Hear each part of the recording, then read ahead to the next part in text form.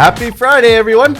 It is Gateway Office Hours, and I'm here with my co-host, Carter Laren. I'm Ben Larson. This is episode 42, the answer to life, the universe, and everything. Today we're going to be talking about everything that we don't typically talk about. We spend every week, every Friday, live on Facebook talking about the tactics, strategies, topics that are going to help your business get to the next level. But today, we're going to go into our personal journey a little bit more and talk about how we ended up here, how entrepreneurial journey and mindset has shaped our lives, and maybe dig into some personal topics that are not appropriate for children. Oh, great. Yay. If you've missed this, you might be watching a recording on YouTube or on our podcast. Basically, anywhere where recorded media is, we are as well. So find us there. But yeah, I mean, I just want to jump into it, but I know you're going to make me talk about news first. I'm going to make you. The only prep that I did for the show was to wear my shirt. Okay. 42. My 42 shirt. Yeah. All right. What? I mean, I'm not as big of a dork as you, so please explain the topic and the episode number. Okay. I'm probably getting details wrong since it's been a while since I read Douglas Adams, but it's the Hitchhiker's Guide to the Galaxy, is a famous book, and then he's got a series of books. And basically, it's a reference to a bunch of aliens built this computer because they wanted it to solve. It was like this big AI. Imagine it being like this huge AI, and they wanted to know the answer to the life, the universe, and everything. Okay. And it was like this big AI computer that could think philosophically and like really answer this question. And after eons of computing, it came up with the answer, which was 42. And so then they said, okay, great. Now we have to go build another computer to find out the question. Awesome. So that was the joke in Douglas Adams. So we're gonna dig into what that answer is today. Yeah. Although I was thinking actually just based on that little anecdote or that little I guess it's an anecdote. It like mirrors what a lot of founders do wrong, which is like first I will come up with the answer, right, and then I'll build something to find the question, which is like interesting. The totally backwards way of founding a company. Yeah. Which is like, I have a solution now. If I can only justify it with some customer development, yeah.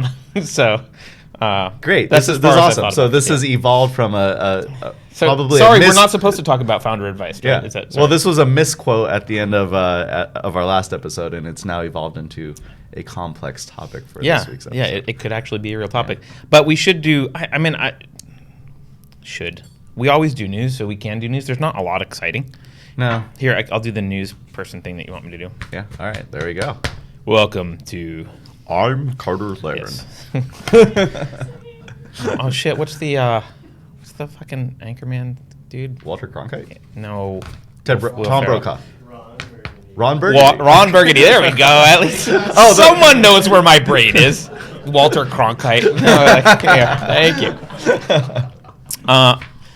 Let's see. Canadian Biosuit Corporation signed a non-binding LOI to acquire 4 management companies, 3 in Maryland and 1 in Arizona, that do administrative, financial, real estate, blah, blah, blah, logistics. Canada is taking over the universe, in other words. Yeah, I mean, I don't know why a non-binding LOI is news. Like, I signed a non-binding LOI for Wes's kidney. Like, okay, but it doesn't who cares, right? It's not a thing. Oh. But news. Although speaking of Canada, this is going to sound weird when I first say it. Speaking of Canada, I was in Vegas earlier this week for the Money Show, and they had like a cannabis section. Sure. Run by the guys at Technical 420. Super smart. Great pair of guys that Anthony and Michael who run that, but a large focus was Canada because it's this you've got the legal market and legal from a stock like major stock market. There's a lot of money that's going service into providers, exports, and so imports, stuff. Yeah, Canada's quite interesting.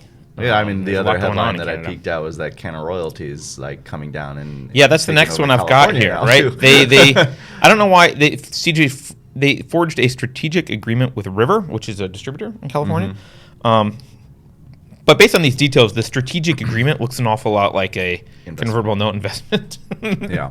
So I'm not sure. But based on exactly their name, I think they typically have this royalty structure where Yeah. maybe you're able to pay off that note and not give away equity or as much equity. I'm not sure. I mean, and the details really aren't directly relevant to any of us. But the idea that, like, look, there's a lot of big players in Canada coming in, and they are finding ways to do stuff in the States. So, Sure. Actually the most exciting piece of news in a while also happened. Maybe hopefully foreshadowing of some exciting news happened, which is the Secure and Fair Enforcement Banking Act of 2017, which was proposed, which would basically prohibit the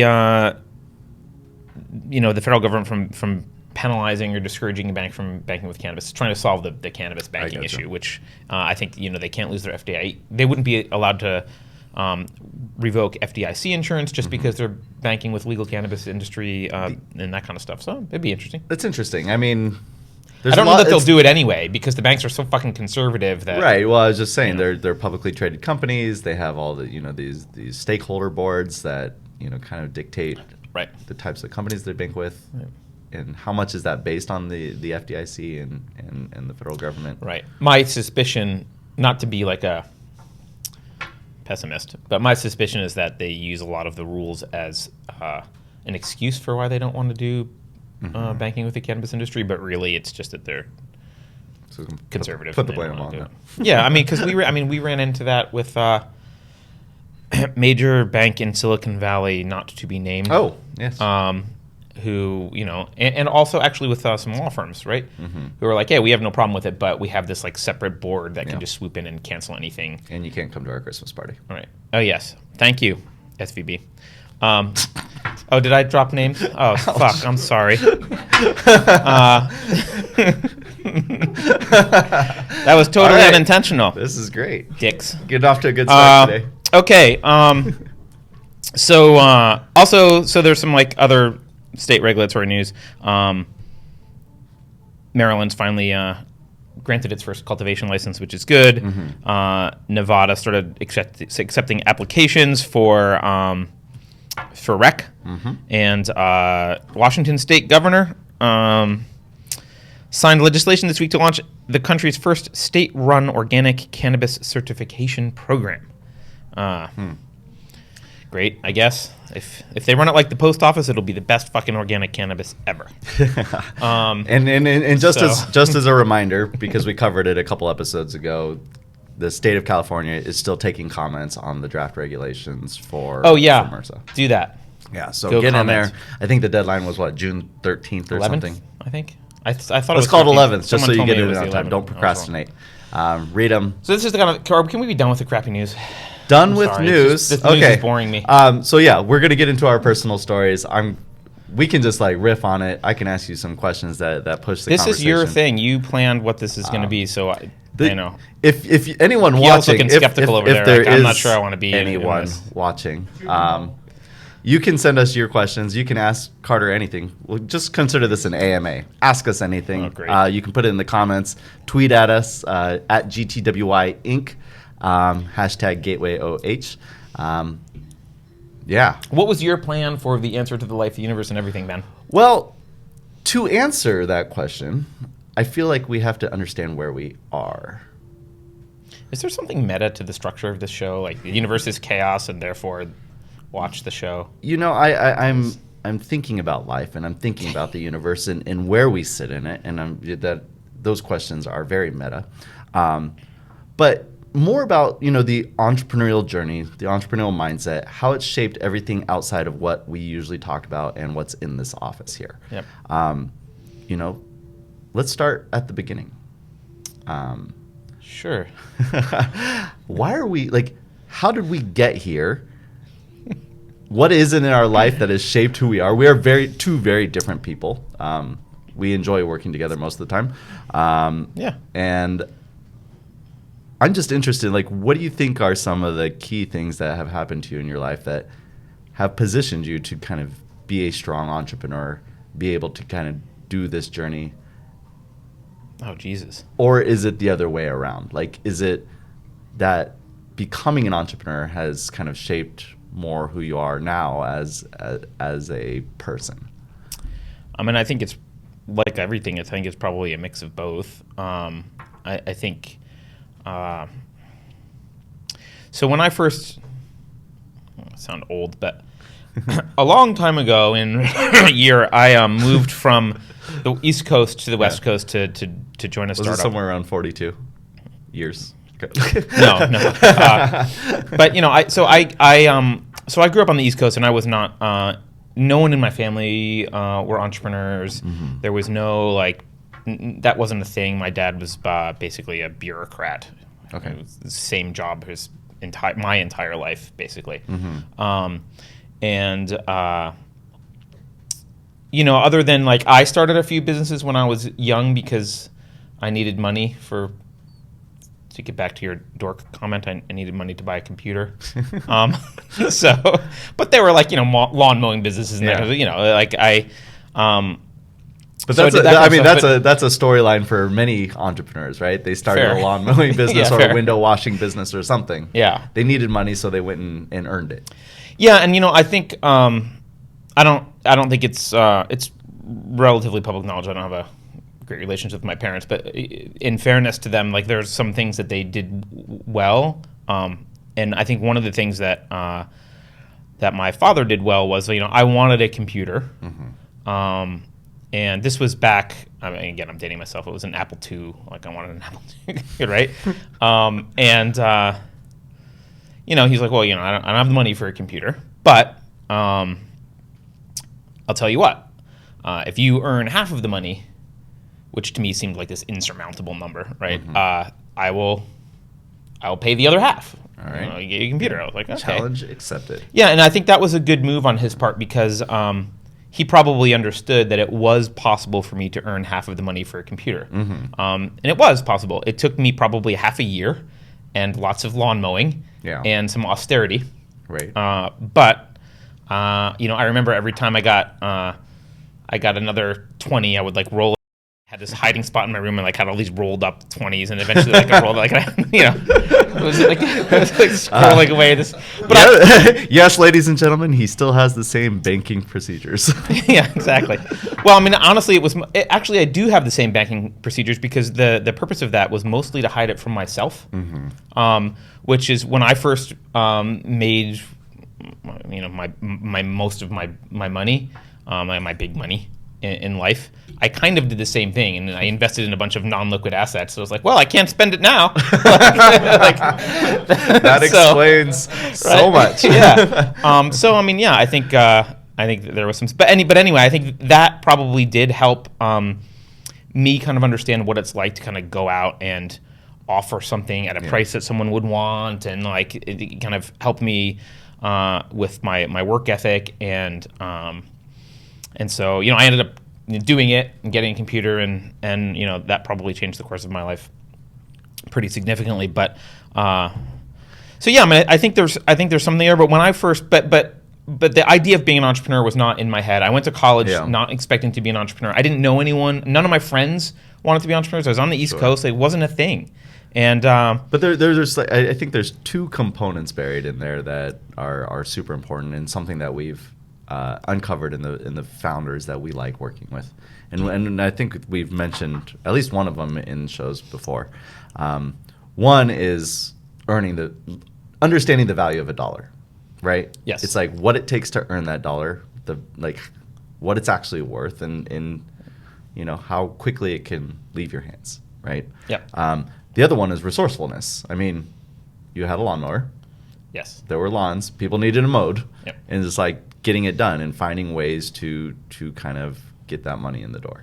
And actually, now that you're saying that, also there was an element of sacrifice that I wouldn't have learned, because I remember one of my distinct memories about that time period is pushing my lawnmower down the street to get to someone's house. Yep. And sweating my ass off and being dirty from having mowed someone else's lawn. Yeah. And going to the next one and walking by all the other neighborhood kids playing flag football or hanging out or whatever. They would always be doing something fun, and I would walk by their house and I was the, I was the guy Did you ever get made fun of for that? Yeah, absolutely, yeah.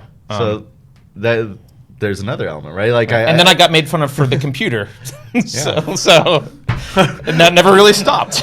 Right. So, yeah. And then you get made fun of this morning for being a dork. Yeah. No. Yeah. Whatever. No, but I mean, there's the big movement in Silicon Valley right now, or well, it has been for a little while, is stoicism and its importance in like being an entrepreneur. And I'm not in tune with that movement. Is that a thing now? No, I mean just. Did it replace microdosing LSD? Because it's right alongside it. Okay. No, and whether you're in tune with it or not, like you practice it, right? It's the understanding of what you have control over and what you don't, right? And how to kind of mediate the ups and downs of being an entrepreneur. And like, yeah, people are going to make fun of you.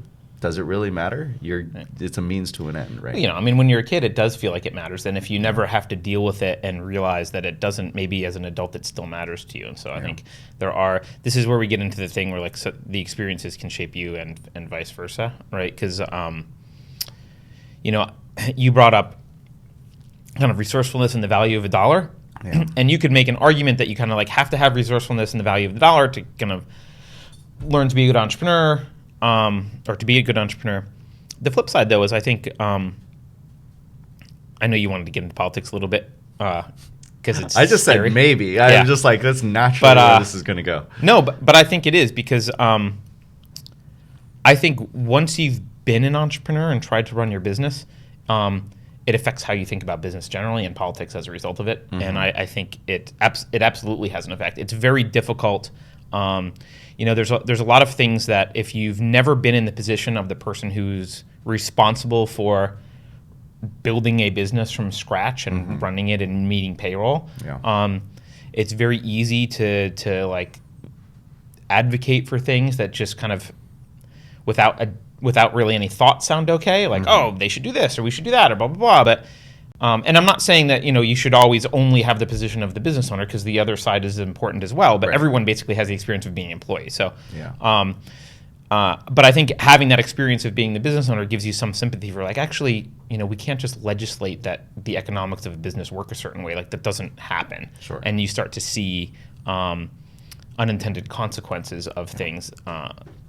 So I think it does affect you. Yeah. Well, I mean, this happens all the time in taxation, right? And we're going through this in the cannabis industry right now. It's like the government wants their piece of this booming industry, but if you start taxing companies at $500 a pound, like, how are those companies going to remain viable? Right. And the sad thing is, I mean, this week, again, more politics, but the sad thing is like most people who make those policies have never run a business themselves. So they have this like, they view business people as magicians. Mm-hmm. That are like good resources for some cash. Yeah. So they're like, okay, well, like, yeah, we passed some legislation that it's $500 a pound, but like, work around it. Right. It's like, well, that doesn't magically make that work as a business. I'm like, well, maybe the way to make that work is to like go do something else. Yeah. Right. Yeah. So I think I think being an entrepreneur, not everyone who's an entrepreneur has the same politics, obviously, and the world would be boring if they did. But I think they do. Being an entrepreneur does generally give you kind of a broader perspective, at least on business issues. Mm-hmm. Maybe not anything else. Maybe other things. I don't know. And I think that's important. Yeah. But likewise, I worked at McDonald's as a kid, and I know what it's like to be the guy schlepping the hamburgers in the back for a big corporation. My claim to fame in college was the quality of the sandwich I used to make at Quiznos. Yes, I've heard tell of your famous Quiznos sandwich. Yeah, they're fantastic, by the way. And I also found that when you put herbs through an oven, it smells very interesting. Anyways. All I remember about Quiznos is those weird rat commercials. Do you guys remember those? These stubs! Yeah, do you guys remember that? That was my heyday, actually. Anyways, working. Gail looks like she's gonna throw up in her mouth right now. No, but so working at Quiznos, like another odd end job just to make ends meet, right? Yeah. We've been in conversations oftentimes, and I'm like, oh yeah, I did that for a little while. I did have the opportunity to work at a Quiznos. I also worked in fine dining, auto shop, construction. You have a very varied. I do. Like, yeah. But I'm grateful. I feel like almost all the time I'll be like, I'll bring something up and you're like, oh yeah, I did that for a couple months too. Like, what the fuck? Yeah, I bounced around. But thinking about being resourceful and being able to like lean on those tools, like not only in the office, but like, when I go home and I'm working on the house and it's like, oh, the garage needs to be remodeled. And, I have this concept that I've built into my life where I first attempt to do it myself. And I then, if I don't know how to do it, I learn how to do it. But then it's at that point then I decide, is this worth my time or should I pay someone to do it? Right. And that happens in that very specific order. I know a lot of people, and I think this is the difference between a lot of entrepreneurs and non-entrepreneurs, is they think of it the other way around. It's like, I'll pay someone to do it. Oh, I can't afford it. Maybe I'll try to do it myself. Yeah, that's a really good point that I hadn't thought of. But with some introspection, that's how I do things around, which is why a lot of things aren't done around the house. But that is generally but I don't have the time or money.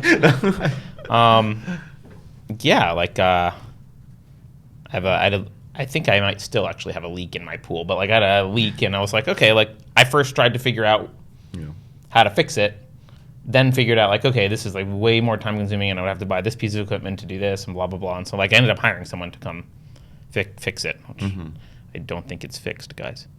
But luckily we're not in a drought anymore. Yeah, really.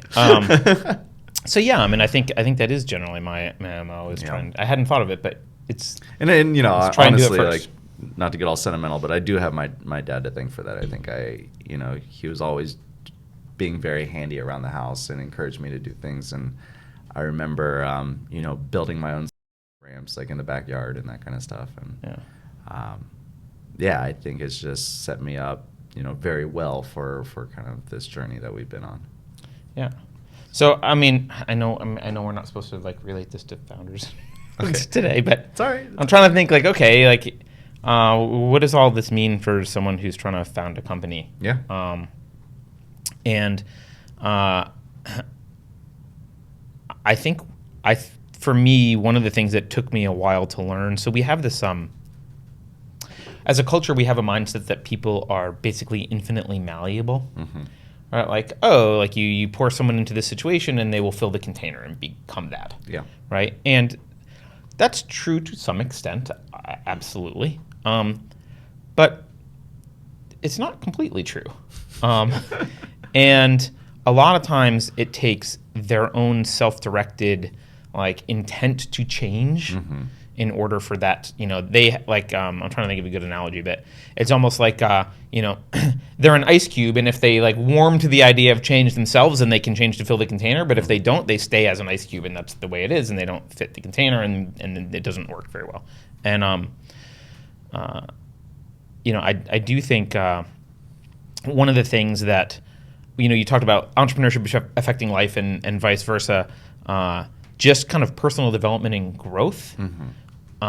I have, I found was and still is very important to my personal life, but also very applicable to being an entrepreneur. Yeah. And so a lot of times stuff that I find, we do this all the time. We find ourselves talking to founders, and I realize I'm like an unlicensed therapist right now. This isn't this is not. I'm not saying here's how to add 1 + 1 and get 2 and switch this thing in your pitch deck. I'm talking about your own demons and trying to help you work through your psychology. And I think to a large extent, I've said this before, but being a founder can amplify tiny little problems, but we all have them, tiny little problems in our psychology or flaws or whatever, or issues. Yeah. Right. To a more neutral word, being a founder can amplify them because everything's under a microscope and everything is built upon you as a founder. So, Well, so this brings up a really good point. There have been certain things that you identify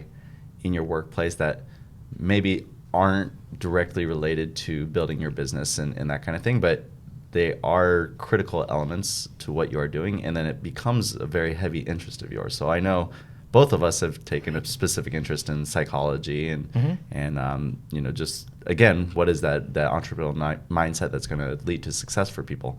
And so setting time aside in your personal time to kind of just really dig into that rabbit hole. And so And by the way, it affects parenting and stuff as well, which is great. Yes. Right? I've read all these psychology books, and like a lot of times one of the things is about kids, because that's why a lot of people want to read about psychology, even if I'm thinking about founders when I read it. So let's dig into that a little bit. Like, you identified that psychology was a big part of what we do. So like, how do you set aside the time to kind of, dig into that? What are the different things that you've been kind of looking into, and just kind of, how do I set aside the time? Let us know what Carter afternoons, Sunday afternoons look like. Oh, wow. What do Carter Sunday afternoons look like? This is where the hashtag might come in, guys. Yeah, I don't know. Oh, yes. Well, let me show you, Ben. We didn't get that on camera, right? That was good. I mean, I try and set it. I don't read as much as I should, but I try and set it aside. I try and be very conscious about reading. Mm-hmm. I tend to learn from reading, though. A lot of people don't like that as much. Like, I don't actually learn from audiobooks very much. I need to read. I think it's a bullshit excuse, actually. I think everyone learns when they read. Maybe. I'm just saying what people say to me. I don't know. Yeah. I mean, sorry. So yeah, I mean, look, I've got, I always have side projects. But frankly, like a lot of times my weekends are spent with family for, because I have a daughter and a girlfriend, and that those people are important to me. But I don't know. I do read when it's psychology. I generally read. I guess I don't know. Sunday afternoons are reading. I don't. What was your other question? What about psychology? What has that led you into? I'm not actually trying to get any anecdotes out of this. I'm just curious as to kind of like what part of psychology is interesting you, and kind of what areas of study. Psychology is very broad. So So when I approach it from the founder perspective, I was specifically interested in psychometrics, and I'm not an expert in psychometrics by any means, but psychometrics is kind of the way that we would measure founders, and so like I'm collecting data and like how do we interpret it, and what statements can we make about people, but that kind of leads to other things. We talked earlier about your own self-improvement, and so there's a lot of like introspective self-improvement type stuff that I read for a while, and that once you start, I think anyone who's curious, once they start on anything, mm-hmm. they get one little string, and they can pull it, and like there's all this other stuff that unravels, right? So you can suddenly I'm like, oh, I wonder how brain chemistry affects that. Oh, like I wonder about parenting. Oh, like it's you can go anywhere you want with that, right? And so that just I end up often like starting with a thing and then just kind of like randomly going to things that interest me, and hopefully they synthesize together into some useful information. Do you think this is a characteristic that is common in successful founders? Curiosity? Yeah. And so I don't think we know a lot about. So first of all, psychology is a poor excuse for a science right now, right? It's no, and I don't think good psychologists would disagree with me right now. There's not a lot of there's like some data, and like psychometrics has only recently started to be formalized and treated as a science. Mm-hmm. There was a lot of like armchair psychology, like I bet it's his mother. Like okay, fine, right? Like and maybe it is his mother or whatever, but like I really like the kind of empirical data-driven approach to things, mm-hmm. And frankly, I think in psychology, obviously there's old experiments, quote old, there's B.F. Skinner, Pavlov's experiment, which everyone knows, and the Milgram experiment. There are experiments that have been done that are scientific, but kind of as a whole, I think it's only in the past couple decades that psychology has really started to formalize its approach and mm-hmm. make it more scientific. In my, again, this is layman's interpretation. Totally. And so I don't even remember what your question was, so that doesn't matter. No, I think the whole point about curiosity. I think curiosity. Oh yes. Oh sorry. Yeah. Sorry. I did want to say something about curiosity. I think curiosity is driving a lot of what we spend our extra time on. Right. So there's not much we do know about founder psychology. There's not much you know about psychology, but there is some stuff. Mm-hmm. And so the Big Five personality test, kind of the Big Five model, mm-hmm. is as far as my understanding, it's basically the most empirically derived.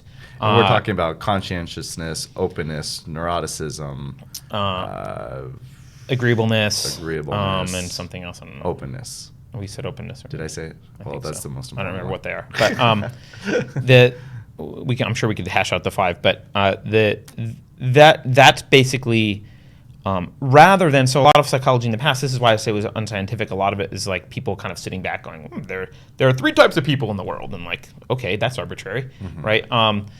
Big 5 is basically compiled a lot of data and kind of saw that people kind of broke into there these different 5 quote core kind of aspects of psychology. And one thing that we do know is that good, successful founders tend to have very high openness scores, which is openness to new ideas. It's related to curiosity. It's like that we do know that that's an important trait. But not necessarily highly agreeable people. No, I think based on what we know so far, I think too low agreeableness and you're not a good founder because no one wants to talk to you or work with you, right? But too high agreeableness, You don't want to be you're just people pleasing too much and you're not standing up for anything. So, yeah, that's what we know about founder. That's what that's not all we know about founder psychology, but that's I think the state of psychology. And so we do know some things like, yes, curiosity is important. Yeah. Right. Well, I mean, how we measure that accurately, I don't know. I know how I measure Right. it. It's if I ever have the urge to send someone an LMGTFY link. Sure. Sure. And if you don't know what that is, well, good on you for never having received it from me. But I often find myself having this like random like knowledge set about like just the most random shit, and I'm like, Right. where does this come from? And like, why doesn't everyone else that I interact with have this? And it is from that kind of, you find something that you don't know about, but there's this little like hook of interest, and it's like, oh, I go to Google, I go to Wikipedia, I go to Quora, and it's just like, get at least a surface level understanding of it. And I find that there are early entrepreneurs out there that don't necessarily have that knack, and to me it's an immediate signal that they are not going to succeed. Yeah, and you're making me think of something else, which is I think there's a certain extent of I'll call it kind of intellectual honesty, which is actually very uncomfortable to have. That is helpful to a founder. And what I mean by that is, we are, evolutionarily, and this is a good thing. Like our brain kind of learns automatic shortcuts for things, right? We want to categorize things really easily, like, oh, you're a this, you're a that, right? And you can see it in politics. Yeah. Oh, you're a Democrat, you're a Republican. Which is why we're here with cannabis. Right? Yeah. Oh, yeah. Oh, it's a drug. Must be bad, right? That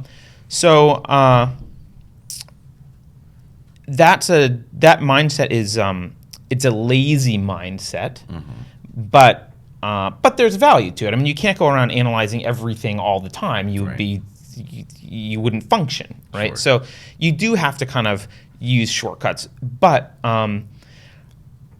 good founders need to be able to react to new data and this is maybe just openness, but like in kind of almost a dispassionate way, where even if that new data triggers something, right? Like new data always, like a lot of times new data will trigger me emotionally. I'm like, oh my, like this is not what I wanted to hear, like, right? I mean, if you're Michael's laughing at this, but like it does, right? Like new data will trigger, and it'll be like, oh shit, because either if it's data that's outside of your company, it might just be that you're triggered by because it affects your worldview, right? And if you're kind of one of the people who stops at that point, you reject that data and you like dig your feet in. In fact, they've done studies. People who have an irrationally held belief, when you present them with counter evidence to that belief, most people hold their belief even tighter. Like it has the opposite of the effect that you would expect, right? And so the reason for that is a lot of people, like, they get triggered emotionally by something, and like they therefore have to double down on their thing. They don't want to hear, and they kind of do the equivalent of like closing their ears and stamping their feet and like, I'm not listening. And so the uncomfortable thing, getting back to business, this happens in business all the time. Like you've got your product, you love your thing, and like you're getting data back that maybe like people hate that feature that you think is the best fucking thing that you've got going on. Yeah. Right. And if you have the kind of standard emotional reaction and you let your emotions guide, I mean, emotions are fine, obviously, but they shouldn't guide your actions unexamined. So if you let that guide your actions then, and you're like, fuck these customers that don't like my feature, right? I mean, you probably wouldn't verbalize it because that sounds stupid, right? But that you could react that way, and good founders do that kind of difficult, uncomfortable, and laborious task of unpacking that information. I mean, like, okay, fuck, I hate this piece of information. Like, it threatens everything I'm trying to build this company on. It threatens all my assumptions. I hate it.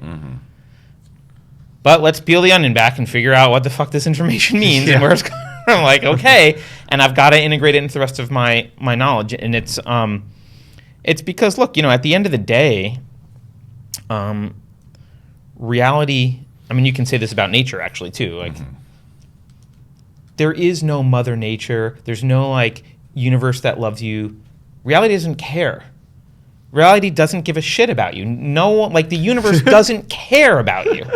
It doesn't care. And there's your answer, people. Right?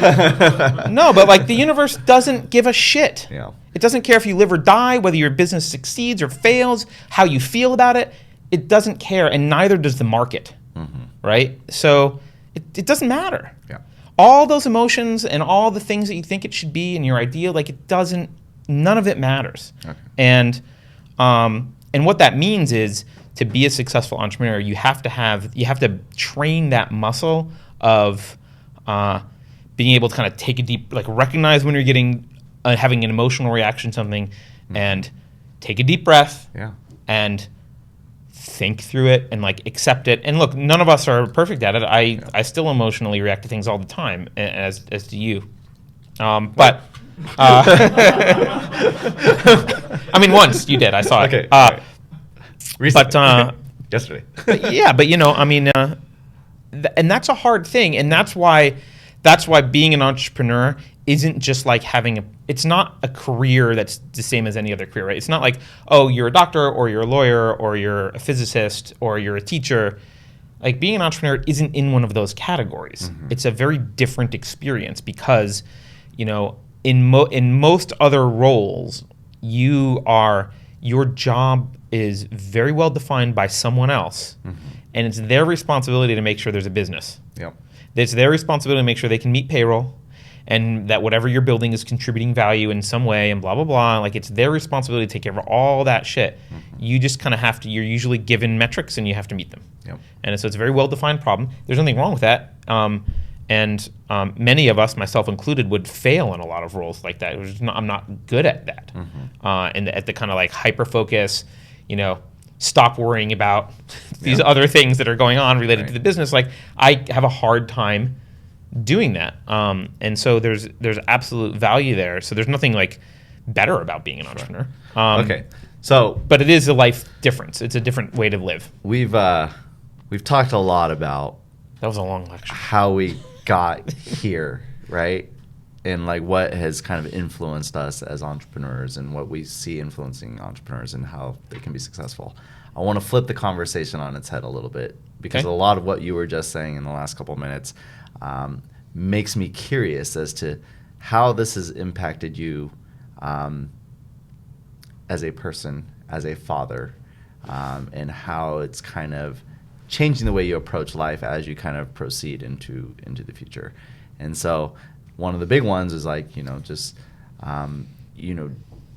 getting upset and how you deal with that and how you analyze it and how, I don't know. I'm staring down the barrel of parenthood right now. I was going to say. My son is like a month away, hopefully. It could come sooner, come later. But I'm just like, I'm super excited for you to be a parent, by the way. Yeah, so it's like, my question for you is like, how do you think, it's changed the way you approach parenthood? Like, the way you're raising your daughter and the way you make decisions with her and that kind of stuff. Well, I don't I don't want to not answer your question directly, but I think again it's very difficult to separate what I do as like what entrepreneurship has taught me versus like what I've done in my personal life that has informed my entrepreneurship.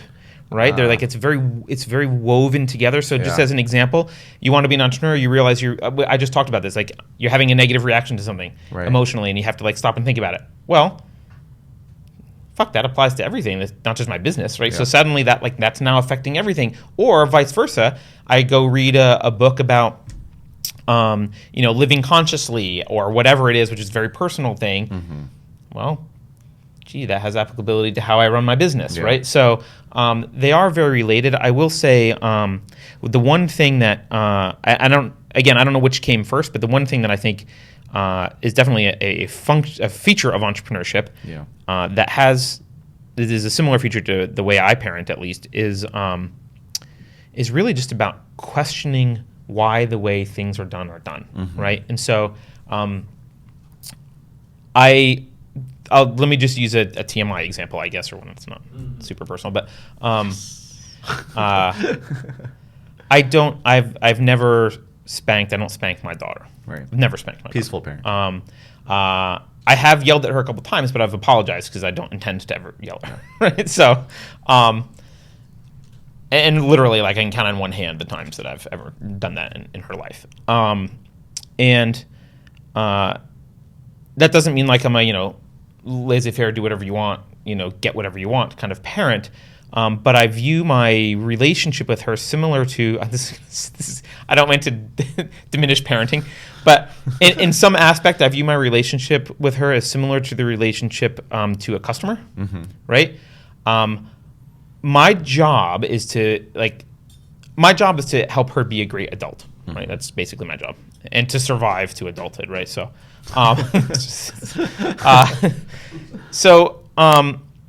But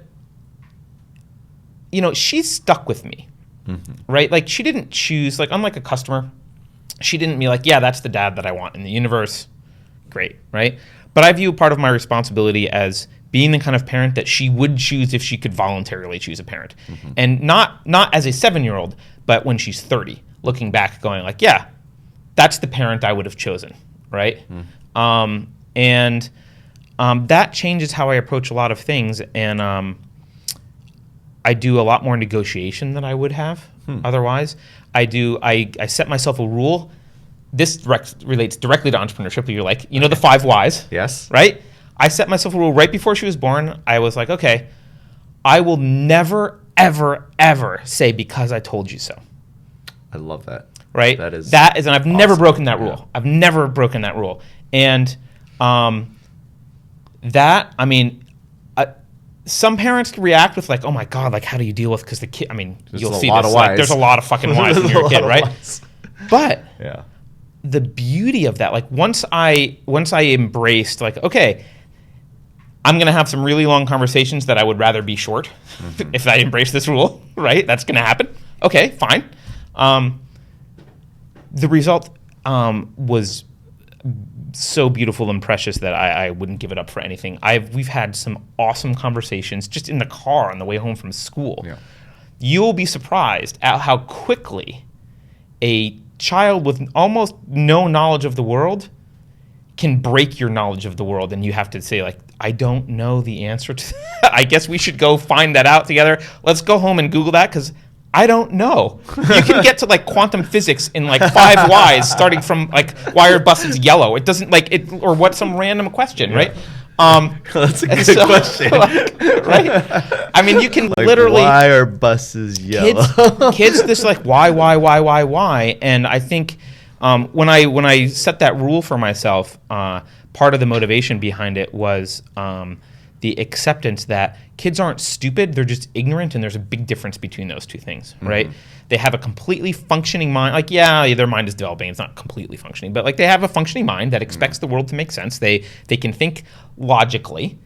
They just don't have, any information about the world. So things that seem really obvious to you or I, like, obviously, if you drop the cup, it's going to fall on the floor. That's logical. Like, it's not if you've never experienced that before and you don't know about gravity. That makes no sense, right? So, like that mindset, I think, has really helped me have a great relationship with my daughter, and I think it's really she knows that, you know, when you tell a kid because I said so, you're shutting them down, right? And you're teaching them that the person with the bigger muscles, who can physically move you and is in control of the purse strings, has the final say by virtue of the fact that they're an authority, rather than, hey, reality has the final say. We're both in this together. Like, yeah, I will pull you back if you're going to run into traffic because it's my job to not make sure you live. But in general, like, I'm not here to tell you,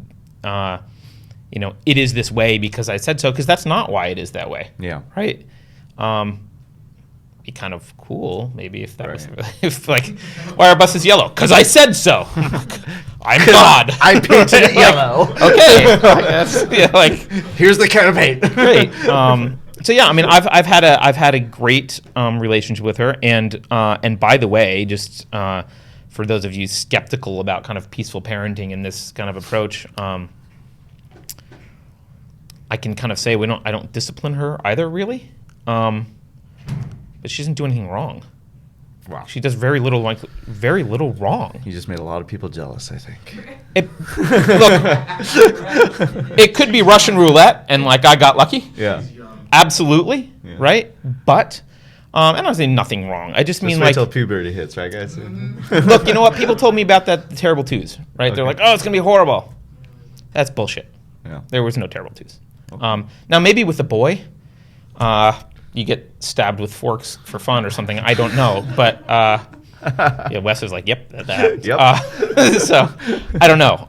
But my experience has been, first of all, the relationship is much more rewarding, and I think she's better off for it. I'm better off for it, and yeah, I am. But that's more of a, to circle back to entrepreneurship. The reason I brought up the customer relationship is, look, customer relationships are voluntary. Mm-hmm. You have to provide value. They have to want to be there, and frankly, like, I'm 42. Yeah. Yay. That's why I have the shirt, right? I'm 42.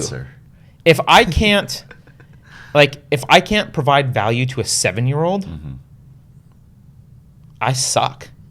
Right? Like if I have nothing to offer, so like if I can't get her curious and interested enough to like want to hang out with me in any way, I suck. Yeah. Okay. I'm 42. Like, I have way more experience. I know way more things. I should be able to be fascinating if I want to be. Now, sometimes I'm tired and I'm like, yeah, go learn Chinese on your iPad. But, I should be able to be fascinating. I should be able to engage her. And I think parents, the end of my rant here is parents nowadays are lazy and they take children for granted. Children are the last unprotected class of people in the country.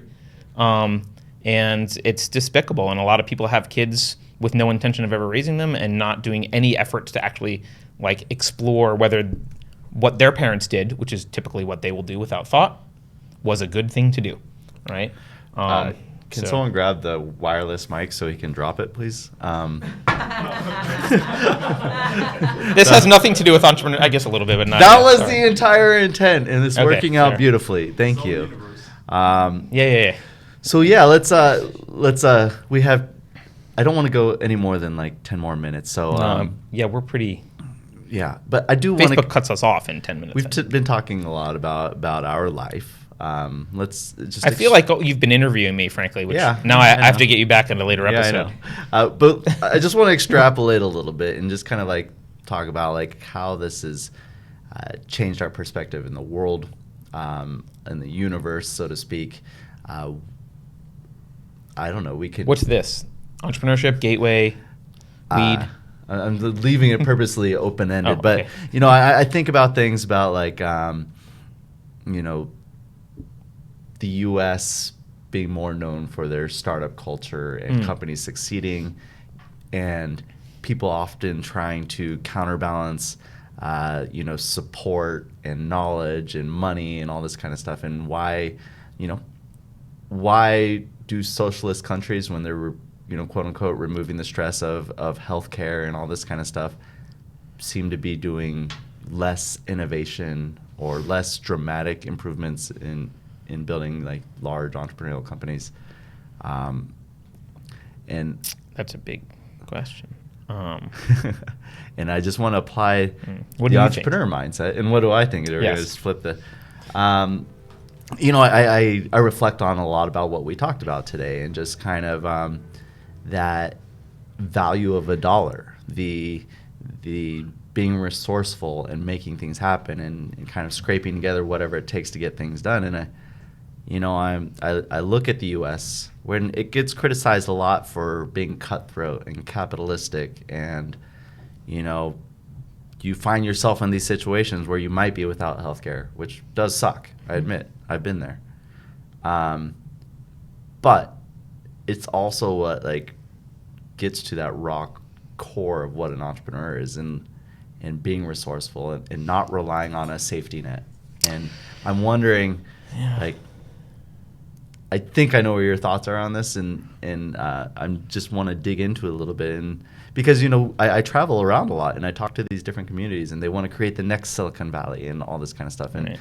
and Europe has been notoriously bad at France is the best example of this. right. If France, Macron just invited entrepreneurs to come to France, and I literally laughed out loud when I saw the video. I was like, "Are you clueless?" they have thrown tons of no money entrepreneur at it. in their right mind would go start a company in Paris.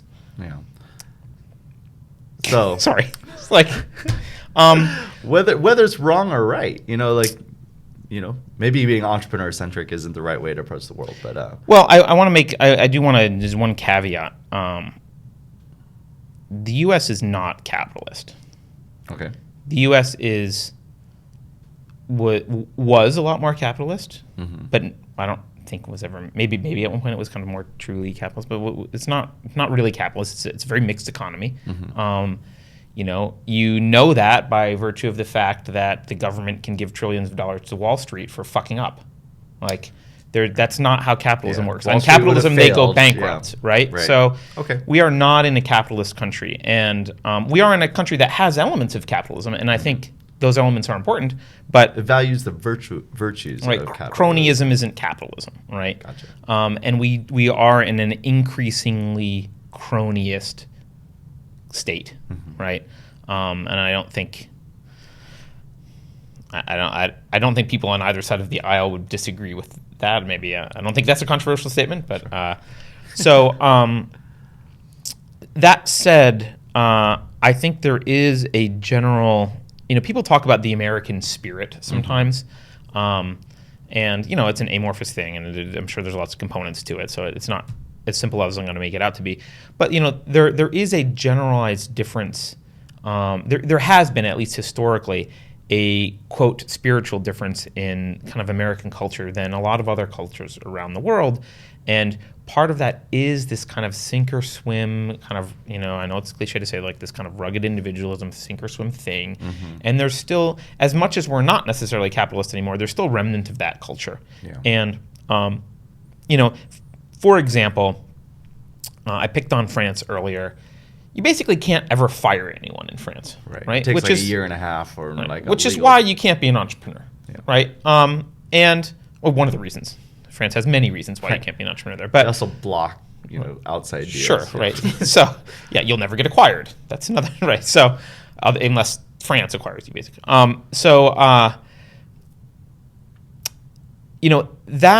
That kind of mentality, I think would horrify Silicon Valley. Right? As much as Silicon Valley culturally may feel like they like a lot about France, and I actually think San Francisco is kind of in many respects a mini Paris in some way, right? If you went out to Silicon Valley and said, I know, let's make it near impossible for anyone to ever get fired, there would be a revolt in Silicon Valley, right?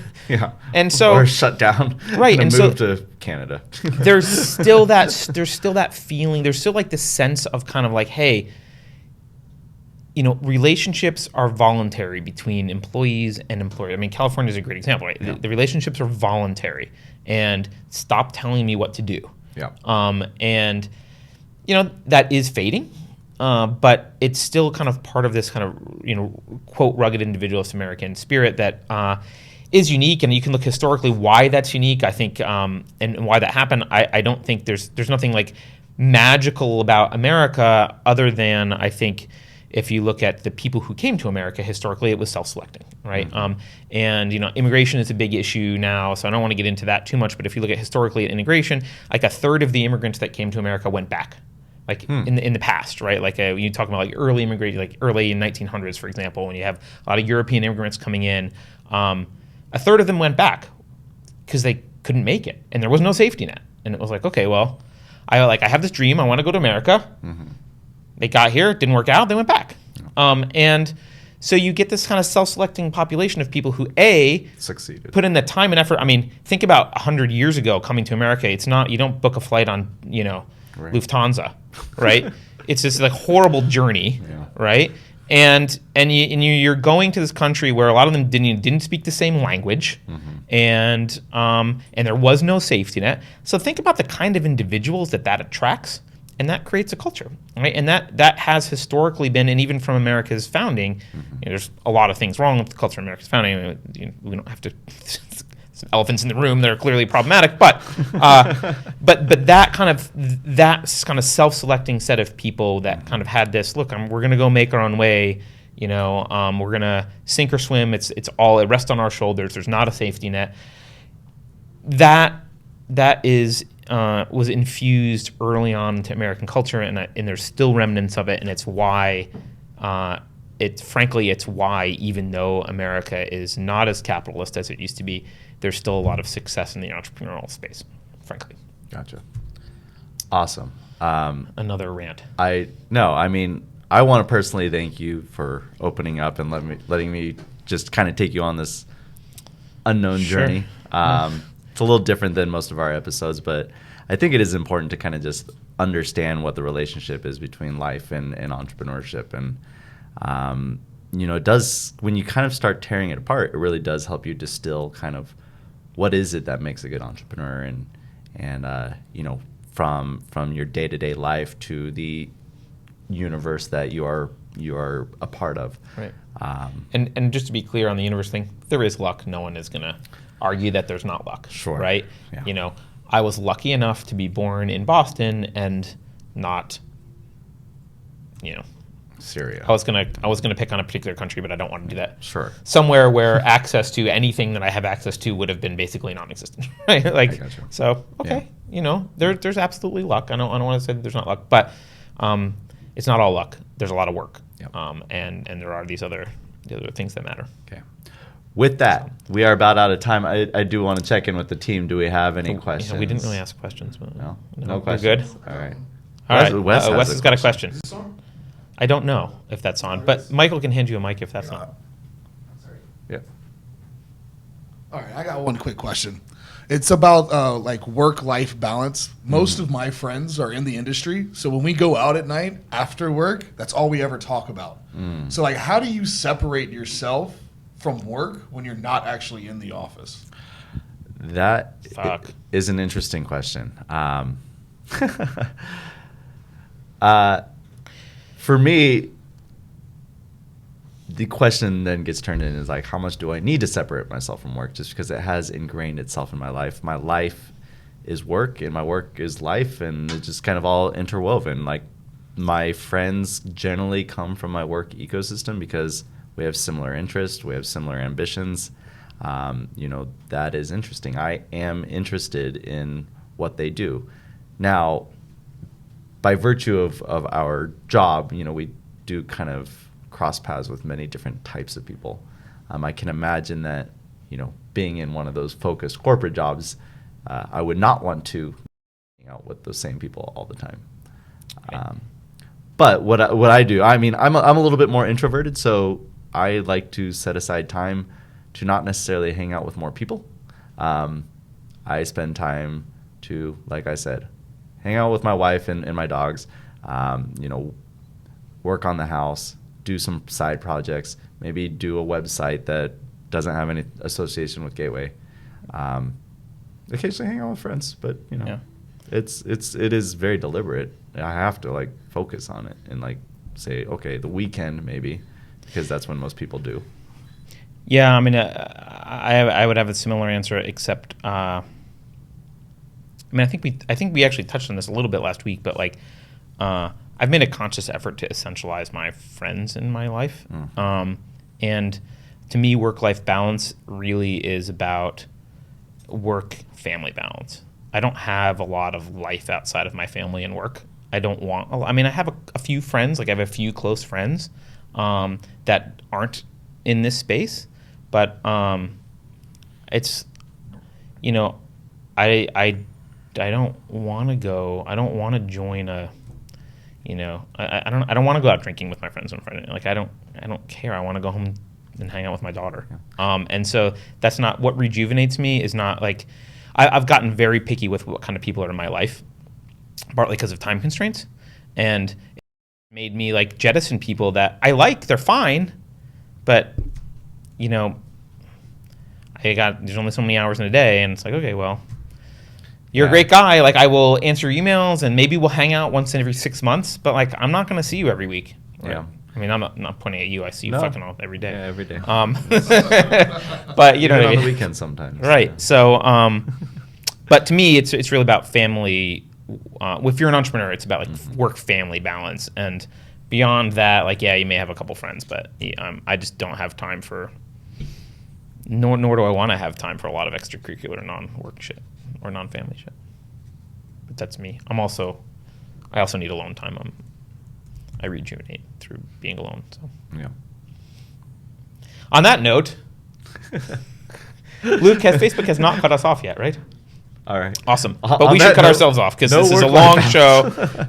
Let us know. Can you guys let us know in the comments if this was a completely horrible show? Because I enjoyed the conversation, but I'm not actually sure it translates into anything useful or interesting at all to anyone else. But we did give them the answer to life, the universe. It is 42. Everything. So, but next week we'll give you some more direct, applicable, actionable founder advice. I don't even know what we're doing. Do we have a guest? I think isn't Pamela in next week? Oh, is Pamela in? Yeah. All right, Pamela Hadfield from Hello MD. Yeah. Super excited. Nice. Yeah. Well, we'll get there when we talk about it next week. Yeah. So follow us on Facebook. Subscribe to us on YouTube. You can get us on iTunes or Google Play. I was going to do this and I forgot. Supposedly Alexa carries our podcast now.